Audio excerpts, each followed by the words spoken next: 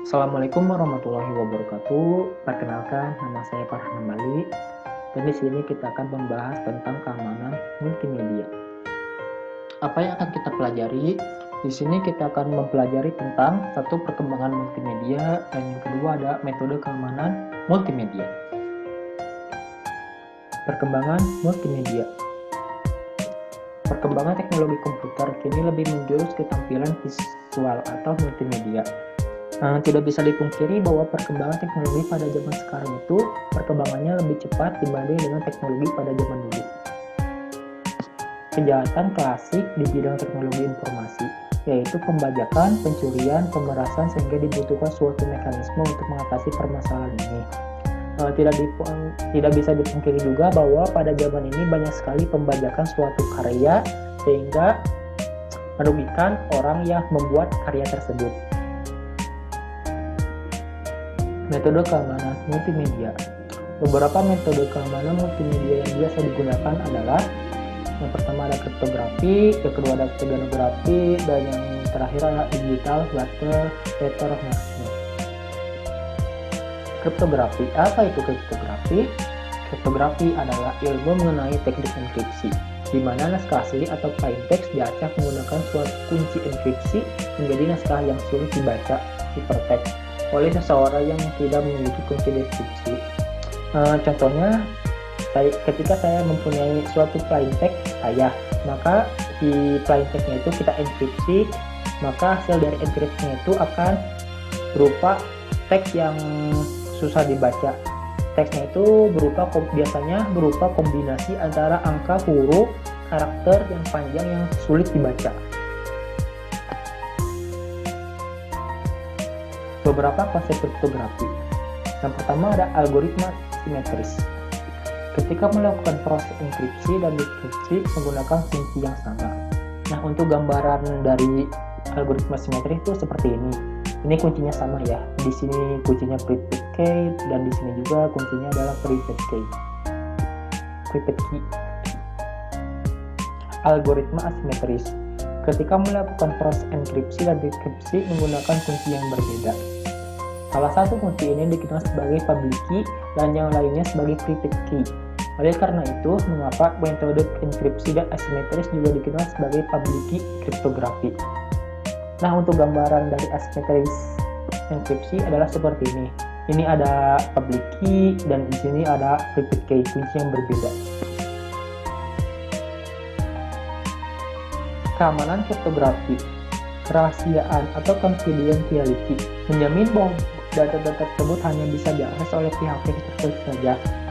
Jadi data tersebut tidak bisa diakses oleh orang lain, hanya orang yang memiliki akses saja yang bisa mengakses data tersebut.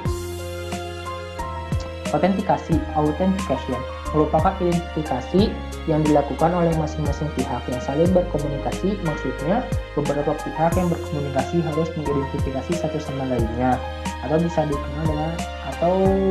disebut dengan harus saling kenal satu sama lain si orangnya tersebut. Integritas atau integrity menjamin setiap pesan yang dikirim pasti sampai pada penerimanya tanpa ada bagian dari pesan tersebut yang diganti, duplikasi, dirusak, diubah urutannya, dan ditambahkan. Contohnya itu seperti ini. Ketika si A ingin mengirim data ke si B data ke pesan, si A tuh ngirim pesannya itu saya, maka si B itu harus menerima pesannya itu saya. Begitu juga ketika si B mengirim pesan ke si A, misalnya si B mengirim pesannya itu aku, maka si A juga harus menerima pesannya itu adalah aku. Penyangkalan atau non-repudiation mencegah pengirim maupun penerima mengingkari bahwa mereka telah mengirimkan atau menerima suatu pesan. Caesar Cipher merupakan algoritma pergeseran huruf alfabet digeser ke kanan. Nah, untuk pergeserannya sendiri itu bebas, bisa 3 huruf, bisa 5 huruf, bisa 8 huruf, dan sebagainya. Nah, seperti ini. Nah, untuk contohnya sendiri di sini saya menggunakan 3 huruf yang digeser ke kanan.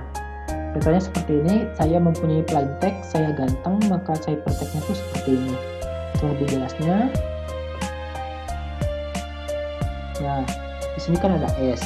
kita geser 3 ke kanan. Karena saya menggunakan yang 3, maka kita geser 3, S, T, U. Maka hasilnya di sini adalah I. Seperti ini. Begitu juga dengan A. Kita geser 3 ke kanan. 1, 2, 3. Maka hasilnya di sini adalah B. Seperti ini. Begitu juga dengan yang lainnya. Steganografi adalah ilmu menyembunyikan pesan rahasia di dalam pesan lain sehingga keberadaan pesan rahasia tersebut tidak diketahui. Nah, contohnya itu seperti ini ya. Sini kan ada gambar dan di sini ada pesan. Pesannya itu disisipkan ke dalam suatu gambar. Pesannya itu seperti ini. Dan orang yang bisa mengetahui pesan ini hanya orang yang mengirim pesan tersebut. Nah, seperti ini pesannya. Selanjutnya ada digital watermarking. Tujuan dari watermarking adalah sebagai perlindungan copyright, pembuktian kepemilikan atau ownership, fingerprinting. Beberapa teknik watermarking. Yang pertama ada annotation atau caption. Watermark berisi keterangan tentang data digital itu sendiri. Biasanya digunakan pada broadcast TV. Di broadcast TV biasanya digunakan untuk mempromosikan suatu produk atau iklan. Biasanya seperti ini sih. Ini TV kan. Ini biasanya watermarknya disimpan di sini seperti ini untuk mempromosikan suatu produk atau iklan. Biasanya pada saat suatu acara di TV itu berlangsung. Yang kedua ada copywriting atau labeling, digunakan untuk menyembunyikan label pada hak cipta pada data kita atau sebagai bukti kepemilikan. Contohnya itu seperti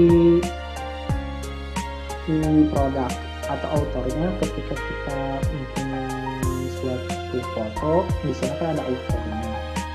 Maka ketika kita edit, maka si autornya itu tetap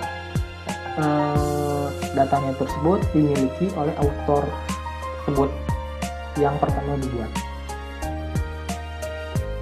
Yang ketiga ada robust watermarking. Watermark tetap kokoh atau robust terhadap manipulasi aman digital processing yang dilakukan pada media. Nah, seperti ini. Datanya ini tetap utuh ya, tidak ada yang pecah.